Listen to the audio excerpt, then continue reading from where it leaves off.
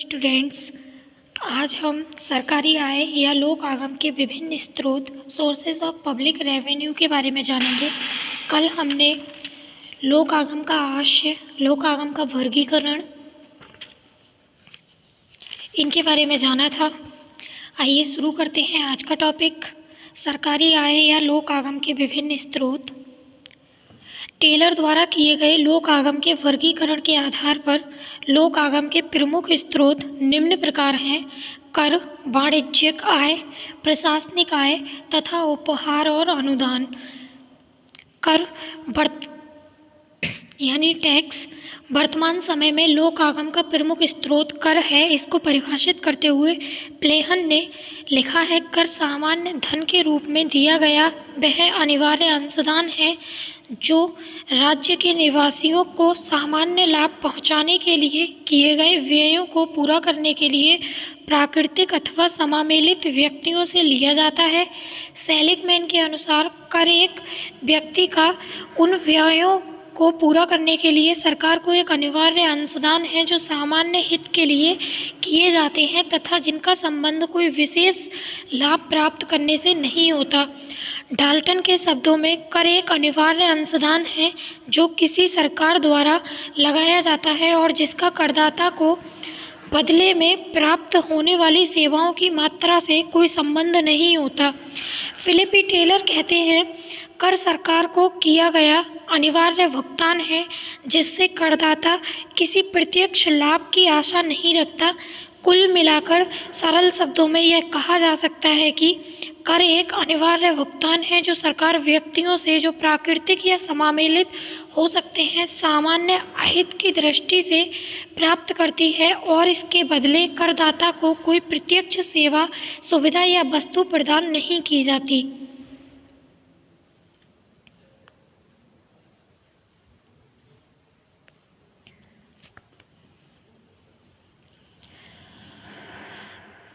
जैसे कि हम लोगों को पता है, टैक्स हम हर चीज़ पर सरकार को देते हैं, चाहे वो हमारे खाने पीने की वस्तुएं हों या फिर हमारी अनिवार्य वस्तुएं जो हमारी बेसिक नीड्स होती हैं, उन सभी पर हम सरकार को टैक्स पे करते हैं, जिसके बदले सरकार हमें किसी भी प्रकार की कोई सुविधा या वस्तु प्रदान नहीं करती है। आगे देखते हैं वाणिज्यिक आय। वर्तमान समय में प्रायः प्रत्येक देश में सरकारों द्वारा किसी न किसी मात्रा में औद्योगिक वाणिज्यिक क्रियाओं का संचालन किया जाता है। इसमें रेल, डाक तार, विद्युत आपूर्ति, परिवहन के अन्य साधन एवं निर्माणी उद्योगों को शामिल किया जाता है। इन क्रियाओं से प्राप्त आगम को वाणिज्यिक आय कहा जाता है। प्रोफेसर टेलर के अनुसार वाणिज्यिक आय में वे आमदनियां हैं जो सरकार को अपने द्वारा उत्पादित वस्तुओं अथवा सेवाओं की कीमतों से प्राप्त होती हैं। वाणिज्यिक आय की दो मुख्य विशेषताएं हैं जो इसको लोक आगम को अन्य स्रोतों से पृथक करती हैं। इसमें कीमत का भुगतान करने वाले व्यक्ति को उस कीमत के बदले प्रत्यक्ष रूप से कोई वस्तु या सेवा प्राप्त होती है तथा भुगतान की राशि और उसके बदले में प्राप्त वस्तु या सेवा की लागत या लाभ के मध्य एक निश्चित संबंध होता है। इस प्रकार स्पष्ट है कि सरकारी उद्योगों से प्राप्त आय वाणिज्यिक आय का महत्वपूर्ण भाग होता है। प्रशासनिक आय। सरकार द्वारा प्रशासनिक कार्यों के कारण प्राप्त होने वाली आयों को प्रशासनिक आय कहा जाता है। इसमें मुख्य रूप से फीस, लाइसेंस फीस, विशेष कर निर्धारण, अर्थदंड इत्यादि को शामिल किया जाता है। इनका संक्षेप में वर्णन कर सकते हैं।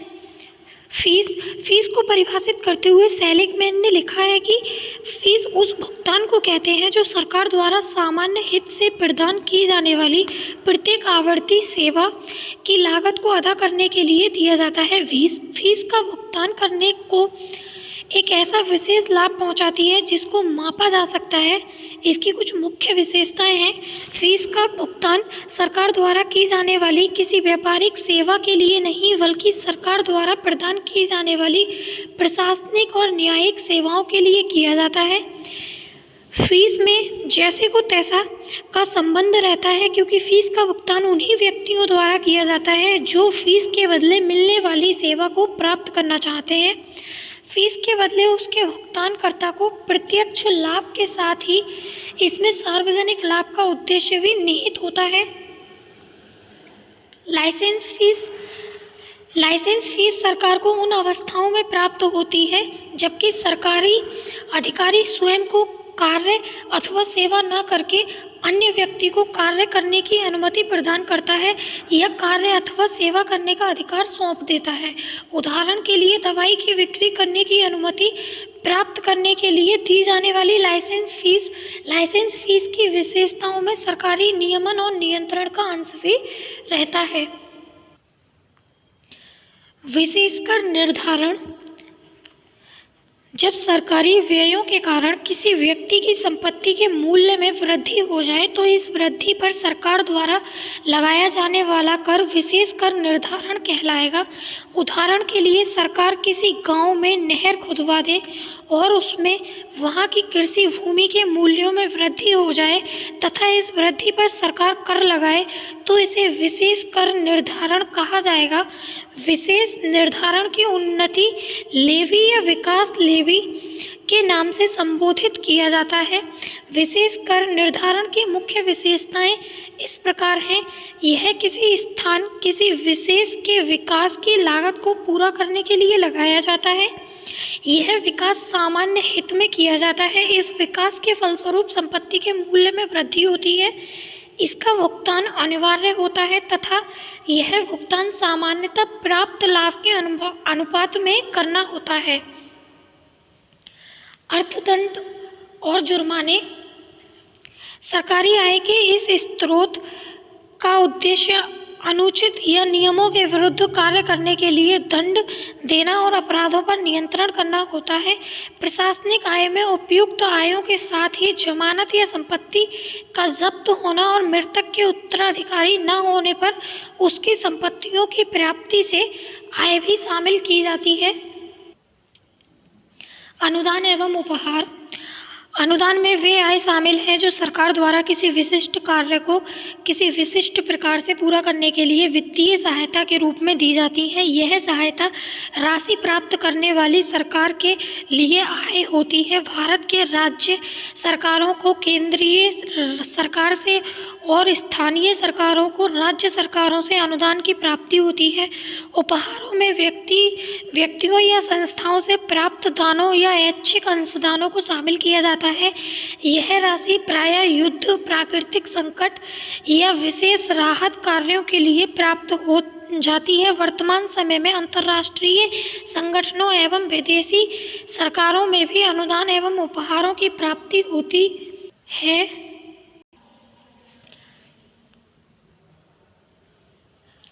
कर और कीमत में अंतर: कर तथा कीमत के मध्य निम्न आधारों पर अंतर किया जाता है। अनिवार्यता: कर एक अनिवार्य अंशदान है जिसका भुगतान प्रत्येक ऐसे व्यक्ति को करना पड़ता है जिस पर यह कर लगाया जाता है। इसके विपरीत कीमत का भुगतान ऐच्छिक होता है। इसका भुगतान उसी व्यक्ति को करना होता है जो सरकार द्वारा उत्पन्न वस्तुओं या संपादित की जाने वाली वस्तुओं सेवाओं का उपयोग करना चाहता है। कह सकते हैं सरकार द्वारा किसी वस्तु पर कर लगा दिया गया तो वो उसका भुगतान हमें अनिवार्य रूप से करना पड़ेगा, परंतु कीमत हमारी इच्छा पर निर्भर करती है। अगर हमें कोई सेवा या वस्तु का उपयोग करना है तो हमें उसकी कीमत चुकानी पड़ेगी। प्रत्यक्ष लाभ: कर के बदले करदाता को प्रत्यक्ष रूप से कोई वस्तु या सेवा प्राप्त नहीं होती, जबकि कीमत का भुगतान करने पर उसके बदले प्रत्यक्ष रूप से वस्तु या सेवा की प्राप्ति होती है। लाभ और लागत में संबंध: कर में कर राशि के भुगतान और करदाता और सरकार से मिलने वाले लाभों के मध्य कोई निश्चित संबंध नहीं होता, जबकि कीमत के भुगतान और उसके बदले में प्राप्त वस्तु या सेवा की लागत या लाभ के मध्य एक निश्चित संबंध रहता है। कर और शुल्क अथवा फीस में अंतर: अनिवार्यता: कर अनिवार्य है जबकि शुल्क ऐच्छिक है। प्रत्यक्ष लाभ या सुविधा: कर के बदले करदाता को कोई प्रत्यक्ष लाभ प्राप्त नहीं होता, लेकिन शुल्क के बदले सरकार शुल्कदाता को विशेष लाभ, सुविधा अथवा अधिकार प्रदान करती है। उद्देश्य कर की वसूली जन सामान्य के हित में किए जाने वाले व्ययों की पूर्ति के लिए की जाती है। शुल्क को सिद्धांत संबंधित सेवा की लागत को पूरा करने के लिए लगाया जाता है। गैर कर आगम या कर आय, meaning and importance of non tax revenue. गैर कम आगम से आशय तथा महत्व। गैर कर आगम से आशय सरकार की उन आयों से है जो कर के अतिरिक्त सरकार को प्राप्त होती हैं। प्रारंभ में आय के इस स्रोत को अधिक महत्व नहीं था, क्योंकि अर्थव्यवस्था में राजकीय हस्तक्षेप न के बराबर था और सरकार अपनी आय के अधिकांश भाग की पूर्ति करों द्वारा ही कर लेती थी। लेकिन वर्तमान समय में गैर कर आगम का महत्व भी बढ़ता जा रहा है। गैर कर आगम के महत्व में वृद्धि के कारण सरकार के कार्यों में वृद्धि, आर्थिक नियंत्रण के उपकरण, लोक उद्योगों के क्षेत्र का विस्तार, करदान क्षमता की सीमा। गैर कर आगम का वर्गीकरण। गैर कर आगम के विभिन्न मदों को निम्न समूहों के आधार पर वर्गीकृत किया जा सकता है, जैसे लोक उद्योगों एवं लोक सेवाओं से आय, प्रशासनिक कार्यों या सेवाओं से आय, ब्याज से आय, सार्वजनिक क्षेत्र से प्राप्त आय, स्वामित्व हरण से आय, उपहारों और अनुदानों से प्राप्त आय, अन्य गैर कर आगम से आय।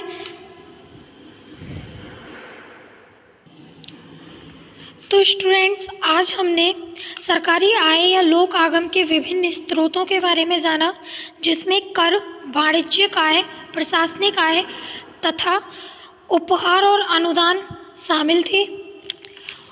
कर और कीमत में अंतर जाना, कर और शुल्क अथवा फीस में अंतर जाना, गैर कर आगम या कर आय में अंतर जाना, गैर कर आगम का वर्गीकरण देखा। आई होप आपको ये वीडियो पसंद आया हो। तो वीडियो को लाइक एंड शेयर करें, चैनल को सब्सक्राइब करें। मिलते हैं नेक्स्ट वीडियो में नेक्स्ट टॉपिक के साथ। तब तक के लिए टेक केयर।